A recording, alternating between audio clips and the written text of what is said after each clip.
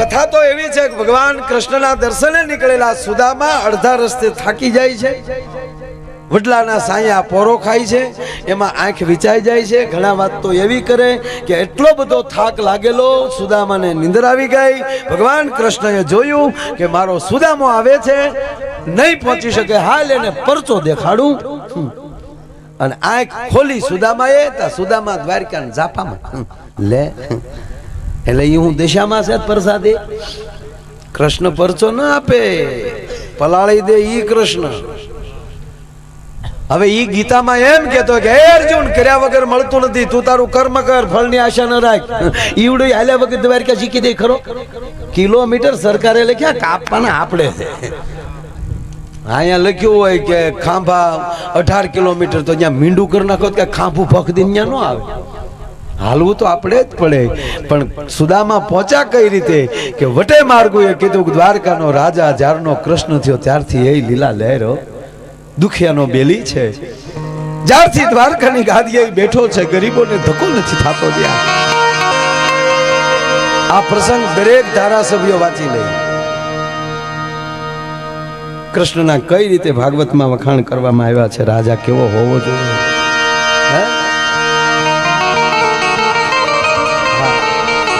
તમે સાંભળી લો, કંસ પણ રાજા ઓછો, એક પણ પ્રજાની ફરિયાદ નથી હો સાહેબ. કંસના રાજમાં, અરે લંકાના રાજમાં એક પણ લંકાની રયતની ફરિયાદ નથી સાહેબ. ભલે રાવણ હતો, બોલો, ભલે કંસ હતો, આખું તમે ભાગવત વાંચી લો, ક્યાંય પ્રજા હેરાન થઈ હોય, હા હામો આવ્યો તો ગોબો ઉપાડ્યો છે કંસે. એમના પિતાને જેલમાં પૂર્યા, જે કાંઈ કથા પૂછી છે, કૃષ્ણ જવાબ નથી દઈએ ક્યાં કંસની સામે કે મેં મારા બાપને આ માટે જેલમાં પૂર્યો છે, તારી પાસે જવાબ? કૃષ્ણ કે મને આ ખબર જ નહોતી, તને અમર કર દો. કે અમર નથી થવું, તારા ઢીકે વયો જાવ, આનાથી બીજું મળે હું ભલામાના. બોલ્યો છે કંસને, વાર્તાલાપ કર્યો છે ને,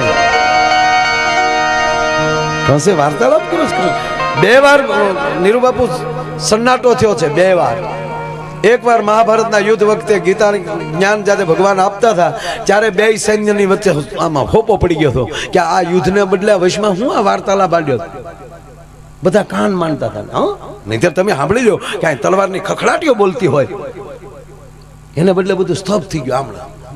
આમ જેના આમ ભાથામાં આવી ગયો ને હમણાં માથ રહી ગયો, સોટી ગયા બધા. ગીતા પૂરી થઈ ક્યાં સુધી હજળ થઈ ગઈ નથી. આપણે ઓલો ફિલ્મ સોટાડી દેતા, શંખ આમ જ શંખ રહી ગયો. એકને હક નહોતું દાદા દુર્યોધન. ઈ દાદા ભીષ્મના રથે આવીને કીધું છે કે હે દાદા ભીષ્મ, અર્જુન અને કૃષ્ણને કયો પોતપોતાના રથના ઠેકાણે વ્યા જાય. શું અત્યારે એને વાર્તાલાપ માંડ્યો છે, એને કયો પોતપોતાના રથ ઉપર વ્યા જાય. ત્યારે ભીષ્મ બોલ્યા છે સાહેબ કે હે દુર્યોધન, તું તારા રથે વયો જા, નહીંતર અર્જુનની રાહ હું નહીં જોઉં. મારું મોત ન બગાડો દુર્યોધન. અને પછી દાદો ભીષ્મ એમ પોતાની દાઢી ઉપર હાથ નાખીને એટલું બોલ્યો કે હે વિધાતા, તે મને ગંગેય બનાવ્યો, એની કરતા કુંતેય કેમ ન બનાવ્યો? તે જો મને કુંતેય બનાવ્યો હોત તો આજ મારા નારાયણની વાણી સાંભળવાનો મને લાભ મળત. અને હે હવા, હે પવન, તું એક એવું જોકું માર કે નારાયણના શબ્દ મારા કાન સુધી આવે તો મારું મોત સુધરે. આ દાદો બોલ્યો મહાભારત.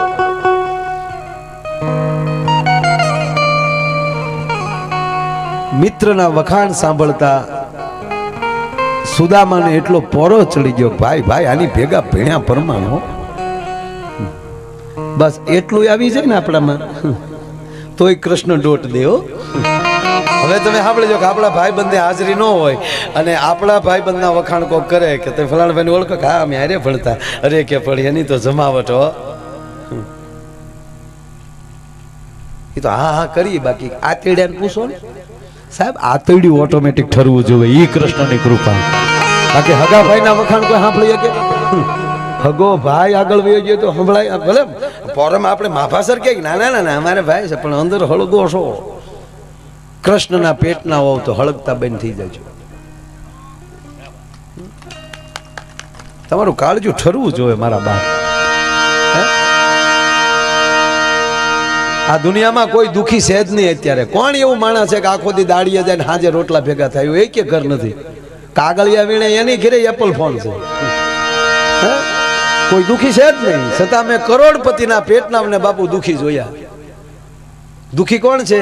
જે બીજાની પ્રગતિ જોઈને, બીજાની પ્રગતિ સાંભળી અને જે દુઃખી થાય ને, આ દુનિયામાં એનાથી મોટો કોઈ દુઃખી નથી ભલામણ. સુદામાને દુઃખ ન થયો, હરખ થયો.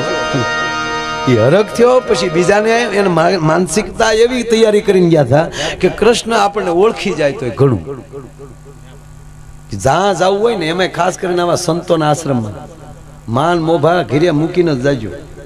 પગે લાગીને કહો, કોઈ પણ જગ્યાએ માનસિકતા એ હોવી જોઈએ કે હું પ્રોગ્રામમાં જાઉં છું, મારામાં પ્રોગ્રામ નથી, અને હું જે કાર્યક્રમમાં જઈ રહ્યો છું એ કાર્યક્રમ મારી કરતા અનંત ગણો મોટો છે, એની અંદર હું જાઉં છું.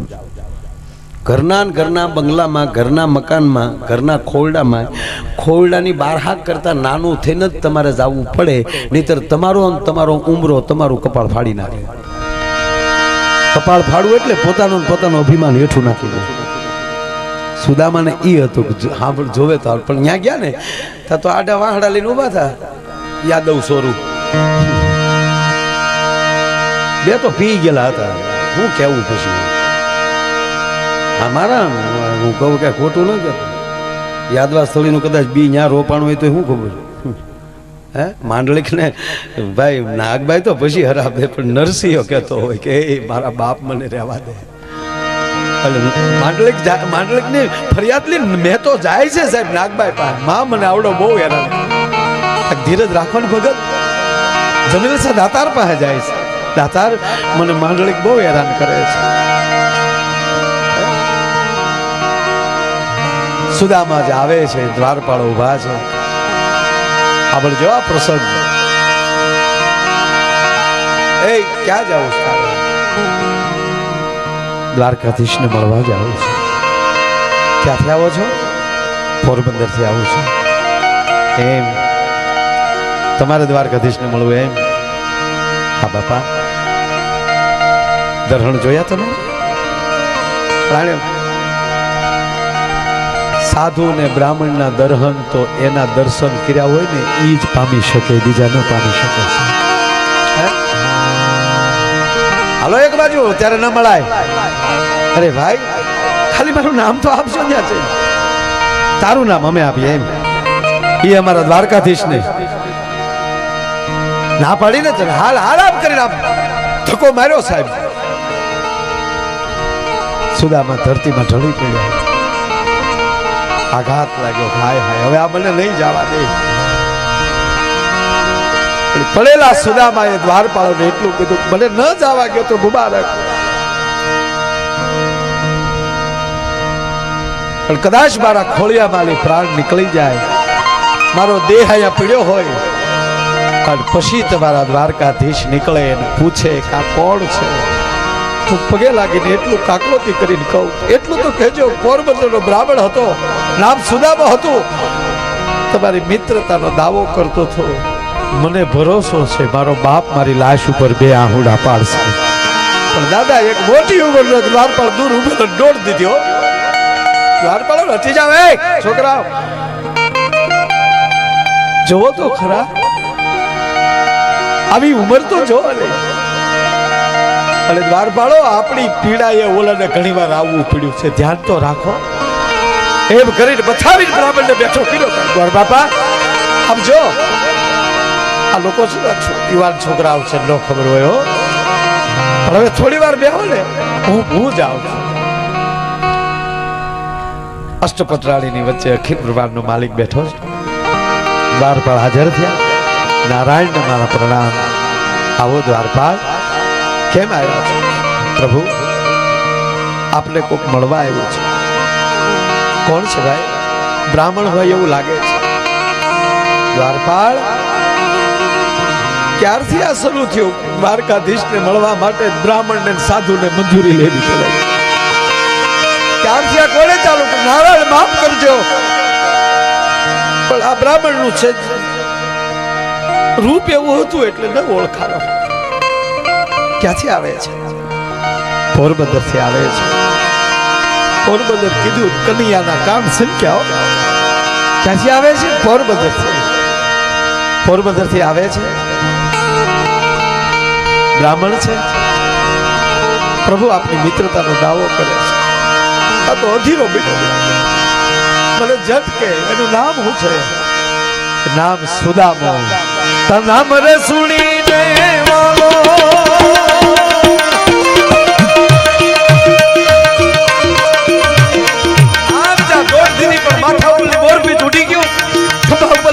પડી ગયો ઉઘાડા પગે ના સુદામા સુદામા ક્યાં હતી પણ સુદામા જોઈ ગયા ભાઈ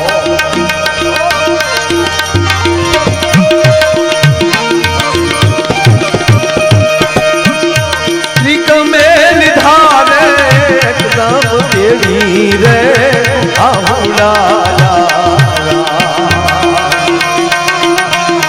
આઠમા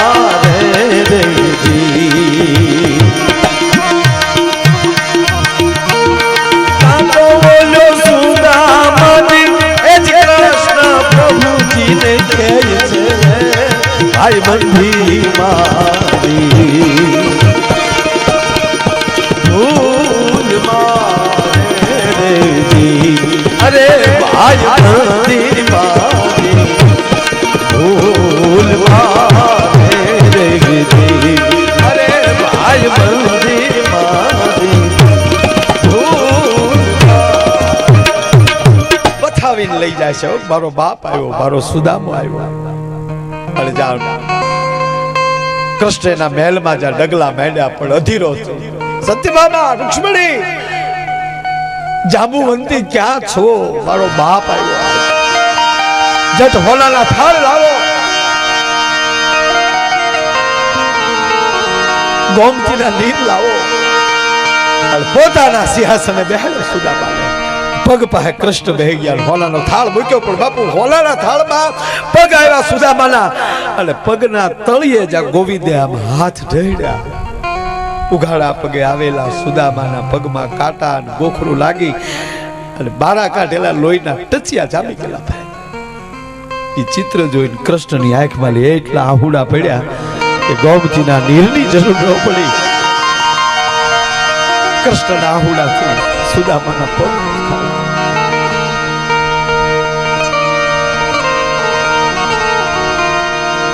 હાથ પગ છોડે એની સાત પટરાણી આ રૂક્ષ્મણી રેડે ઉના ઉના પાણી પ્રભુજી પખાડે એના પાવ નારાયણના પગ ધોવે નારાયણ પોતે જ્યારે પગ ધોતો હશે ત્યારે સુદામા હોતે કૃષ્ણ હું ભોઠો પડો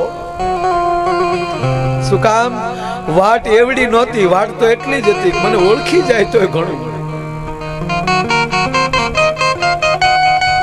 ખૂબ રોકાણા સુધી ચિત્ર તો છેલ્લે એવું આવે ગોવિંદ હવે મારે જાવું જોઈએ મારા બાળકો ગોરાણી મારી રાહ જોતી છે કૃષ્ણ કહે છે કે એનો જીવ ત્યાં પહોંચ્યો કાંઈ વાંધો નહીં સુદામા હાલો હું આપને વળાવવા આવું ટૂંકી વાત ન સાહેબ ભગવાન કૃષ્ણ સુદામાને વળાવવા જાય છે અરે મિત્રો છે સખાઓ છે ઉદ્ધવ પણ સાથે છે વાતું કરતા જાય હાલતા જાય હાલતા હાલતા જામ પોરબંદરનો હિમાળો દેખાણો સુદામા પાછો વળું ફરીને કૃષ્ણને કહે છે ગોવિંદ હવે એક ડગલું આગળ વધતો તને સુદામાના સોગંદ ગોપાલ તમે કેટલું હાલી ગયા બાપ આ મારું પોરબંદરનો હિમાળો દેખાણો સુદામાના સોગંદ સાંભળી ગોવિંદે બાવડું સુદામા હચવાણા નો હચવાણા હવે તો આવતો રહેજો બાપ હા કૃષ્ણ પણ તું એ કારક આવજો એને ક્યાં ખબર હતી કે છેલ્લી વાર મળીને ન્યાલી નીકળવાનો છે હું આવીશ એકવાર આવીશ સુદામા ભીટા છે અલગ પડવાનું મન નથી થતું પણ સુદામા ધીરે ધીરે હાલતા જાય પાછું વાળું જોતા જાય એ કૃષ્ણ આવજે કૃષ્ણ આવજે દાદા ઘટના ઈ ઘટે કૃષ્ણ મટકું નથી મારતો મારો બાપ હાલ્યો છે મારો સુદામો હાલ્યો છે